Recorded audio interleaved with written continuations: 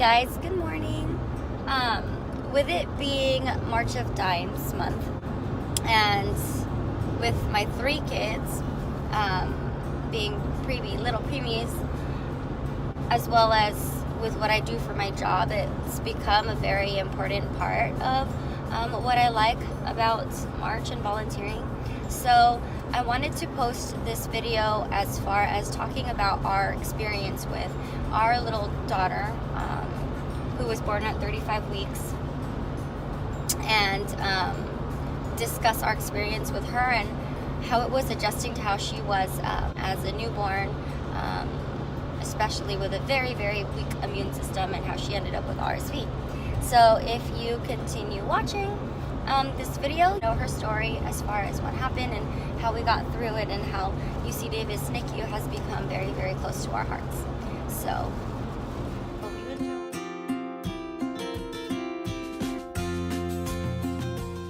My husband and I were just kind of just randomly talking about my youngest. My daughter, she just turned 1 in December, and we were just talking about how she is as a baby, her personality and all of that. I have 3 children. I have a 5-year-old, a 3-year-old, and a 1-year-old. My 2 boys, the 5 and the 3-year-old, they were generally an easy pregnancy. We both figured, we got this. What else can come up that'll surprise us or, change our struggles as parents? And so we went with the flow. All 3 of my kids were preemies. I was born at 35 weeks. My mom, she's also a labor and delivery nurse, so she had a feeling, especially with my history with my other 2, she already had a feeling that something was gonna happen that night, and so she had already put the boys to bed. So by the time I'd called her to warn her, she was like, I already knew it. She's like, they're already in bed, don't worry. Just call us and keep us updated and let us know. 12 hours later, they checked me and I was complete. So I was fully dilated.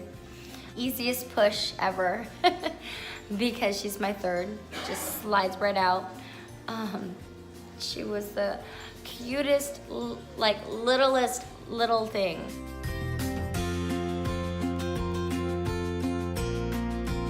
The fact that my 2 boys are germ-infested little kids, I already expected that, we were all gonna get sick at some point, and I'm gonna tell you guys all now, if you have other kids, you're gonna get sick. There's no way that you can hide it. The first 2 months, actually, for every one of my children, I tried to restrict as many people as I could.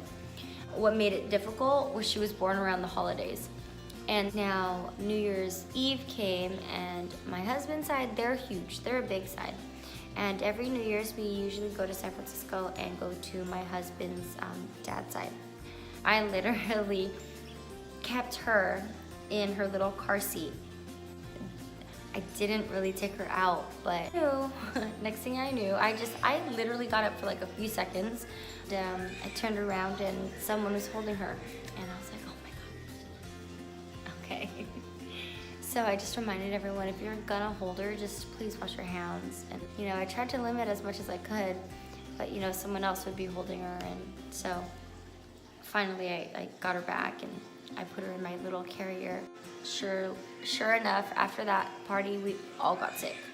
All of us, including my sister-in-law's twins, that whole family, everyone was sick. A week after New Year's, she started getting more and more lethargic. Now, kind of just really, really just out of it, spaced out. And I started to notice less diapers, still eating, as much as usual, but less diapers, which is what kind of confused me. My husband's 2 cousins from San Francisco visited us, and they had came, just gotten food, had lunch. I breastfed her, so I put her in a little bassinet and turned on the humidifier and watched her for a little bit, and ended up calling the advice nurse, even though I'm a nurse as well. But everything that goes out the window when it's your own family, your own children. Just to get a kind of a second opinion, because I just had this feeling, and I knew she had to be seen. And so we came to the conclusion that, I'm gonna monitor at home, And if it got worse, I would go ahead and just bring her to emergency room. Did schedule an appointment that same week for her to be seen. She was having this really like, you know when you sneeze, it's like, chew, like that. Her, it was more like, and it would like stop and she would gag. Like it didn't sound right. Something just didn't sound right about her sneezing. I started to also notice she was getting this raspy voice. And then all of a sudden she lost her voice. So that was like my main reason of calling. I'm like, something just doesn't seem right. Because this never happened with my other two. She was awake. And then I breastfed her again and fell asleep. I picked her up to burp her and I looked at her and I'm like, her lips look purple. And I asked my cousin and I looked at her and I said, does she look purple? She's blue. Literally, her whole face was blue. You come to a point where you're like, what do I do? Because you're just so shocked. He was just looking at her like, well, what do we do? And I literally like football tossed her to him. I grabbed the bulb syringe that you use for the nose sucker, stuck it down her throat and just went at it. Then I started like smacking her back really, really hard. And then she coughed up this really big, like thick mucus plug. Then she got out of it. And in my head, I'm thinking, do I call 911 or do we just go? Because we live not too far away from the nearest hospital. I'd say 5 minutes, maybe a little bit less. And so I'm thinking, if I call 911, we still have to wait for them.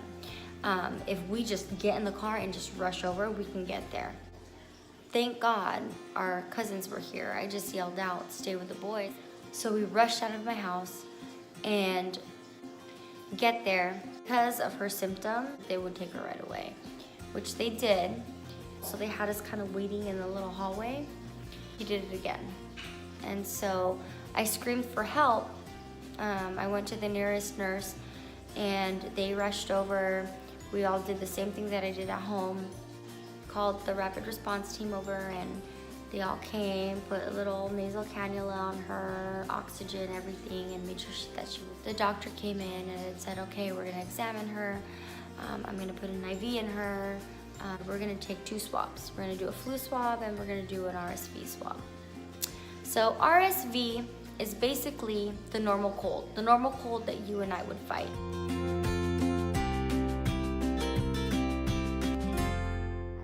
Babies, newborns, all experience 10 times worse than the normal cold that we would experience. Unfortunately, she was tested positive for RSV, but negative for flu. So because she was tested positive for RSV, that's grounds for admitting. They didn't have any room at the NICU at the hospital that was by our house. So I immediately said UC Davis. So we went straight to UC Davis. And she was 3 weeks old. And so I went in the ambulance with her, bawling my eyes out, extremely emotional. The nurses could see that I was just not happy and asking them all these questions. And it's just run through my mind as far as what it could come to. And I think they figured out. They asked me what I did and I explained to them what I was. And so they're like, okay, so then you understand what we're talking about, because they were discussing the situation together and talking about their next steps and all of that stuff. And so I said, yeah, that's your job. I'm not going to intervene. I want you guys to do what you think is best for my daughter. So I did appreciate the fact that they, asked for my opinion and, everything. Finally gets to UC Davis. She starts doing those episodes again where she just stops breathing with just that oxygen going on in the CPAP machine. And I just start crying because I'm standing there in this room watching this entire team that meets us there. Doctors, residents, and other nurses just meet us, It's like I see this in my own job and never ever do I ever imagine that it's my own child. So I see this team, this big group that's there to help her, and I just start crying. And I'm choked up and I'm thinking in my head, my husband's not here. My boys are at home. My daughter is fighting for her life. One of the nurses noticed and kind of pulled me aside and said, let's take a walk. It showed me where I was going to stay since I didn't have any transportation that night.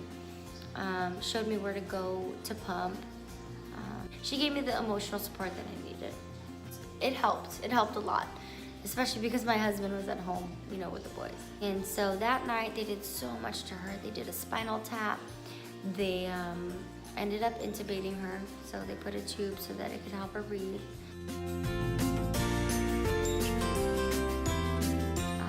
We just figured, as much as I didn't want that to happen, we figured that she was having these episodes where she stopped breathing because she was just so tired. She couldn't do it anymore. And so they put the tube in. It is kind of a blessing in disguise, because that gives them an opportunity to do another swab deeper down the throat to see if there's anything else bacterial or infective going on. They started calling her Miss Feisty because they said you can tell she's resilient, because even though she was in this state, she was totally fighting everything that they were doing. And she still had that strength to show them, like, look, I'm still tough, I can do it. I absolutely could not sleep at all. My sleep was getting interrupted between them telling me what tests they needed to do and what pages needed to be signed. And then I'm sitting there thinking, how is it going? What's going on?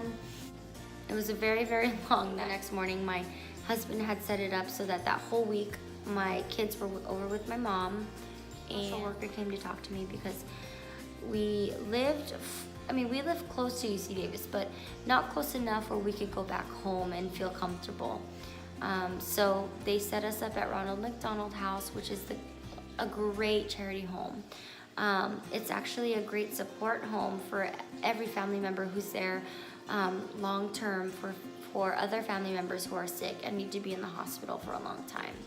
And it was hard for us because we would see people come in after her and come out before her. And it was the same story for these Ronald McDonald home. And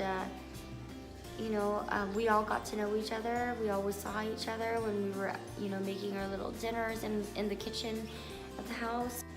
We all kind of would just nod to each other, smile, and, give each other that kind of like, I hope you're having a good day. We didn't want to bring the boys to the Ronald McDonald House for the first week, just because both of them also ended up getting sick. One of them ended up with pneumonia. I just wanted them to get better and stay with my mom and enjoy their time with their grandparents. Next day, we talked to the doctors, and the doctors finally confirmed that she not only had RSV, but she also had pneumonia and bronchiolitis. They told us that they were going to start her on IV antibiotics, and that we had to be there for the full course, and that it could go from 7 days even up to 3 weeks. As parents, we were hoping just for 7 days, but I knew with my experience that it wasn't going to be 7 days. We missed the boys on top of that, and finally we got them back, and they stayed with us for the last half.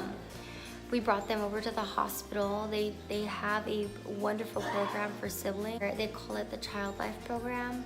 So basically, there's a nurse that comes and talks to the siblings and tries to explain to them what's going on and why their sibling is there and stuff like that. And at that time, my 5-year-old was only 4, so he could understand a certain amount, but we did let him see her. But because she was there for RSV, we all had to gown up in gowns and masks and gloves. We were just so shocked and so absorbed in our time with her that we didn't really tell very many family members and friends. We wanted this time for us, and we just felt like this was a time for us to be there for her and heal with her. She got admitted January 9th, and we actually had her baptism planned for the first week of February. And when she was there and she was intubated and things just didn't look good, my mom had mentioned, maybe we need to get her baptized. And so at first, me and my husband were totally against it. We were just like, no, because in our minds, we thought that baptism meant that it was, especially in the hospital, that it wasn't good, and that we were provoking, the test, and that she was not gonna make it. But the more that I saw her suffering and the more that I saw her fighting it, telling my husband, I said, I think at this point it's not the baptism that I'm concerned of. I think that we need prayer, we need support from our faith, and we need to just pray for more of healing you know, for not just for her, but for also for us. And so we talked about it and we thought, you know, maybe it's a good idea. Let's get her baptized. And so I called my mom and I told my mom, yeah, let's go ahead and do it. And so not even a few hours later, we had left to go have lunch and came back to go visit her again, and the priest showed up. He was there. You know, it was a very small, intimate thing.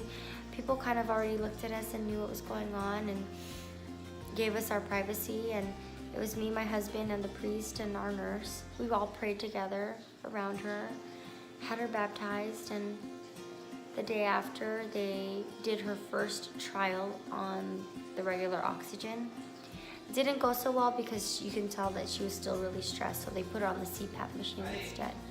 Like I said, they tried the oxygen trial and like the room air with oxygen, and she wasn't tolerating it too well, which is fine. I was okay with that just because I didn't want to rush it. I was actually surprised they were trying that. But then they decided, you know, we'll just do the CPAP machine. So with this like support, when it senses that she needs help.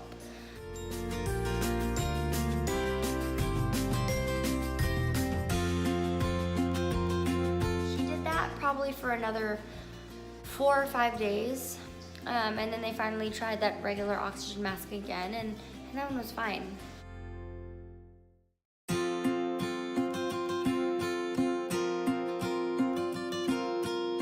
Since day one of her being there, again, like I said, they called her Miss Feisty. She was trying to extubate herself when she had the tube in. She was trying to pull out the CPAP machine, the oxygen machine. They knew that she was a fighter, and they knew that she was gonna come out of this. And that was only because they saw the strength that she had, you know, throughout the treatment. And finally, we got the word that we were potentially going home, and we were so excited. And you know, it really taught me a lot as far as you just protecting them that first 2 months. Don't be afraid to yell at people if they hold your child and you didn't see them wash. You know, it's little things like that. But granted, you have other children around you, you can't help but, you know, just give them warnings. You know, you can only do as much as you can. And you know, this was a lesson learned for us, and it was a very, very big test of our faith. You know, we are so grateful. This has become something very close to our hearts with her, because even till this day, she's my resilient little 1-year-old girl who does not take crap from anybody. Not even her 3-year-old brother or 5-year-old brother. So, you know, it's just, she's our little fighter, our little angel. And I cannot wait to see how she turns out to be as she gets older. So I hope you enjoy the rest of this video. Just wanted to kind of, you know, introduce a backstory to it, and I hope that you guys get something out of this. Have a good night.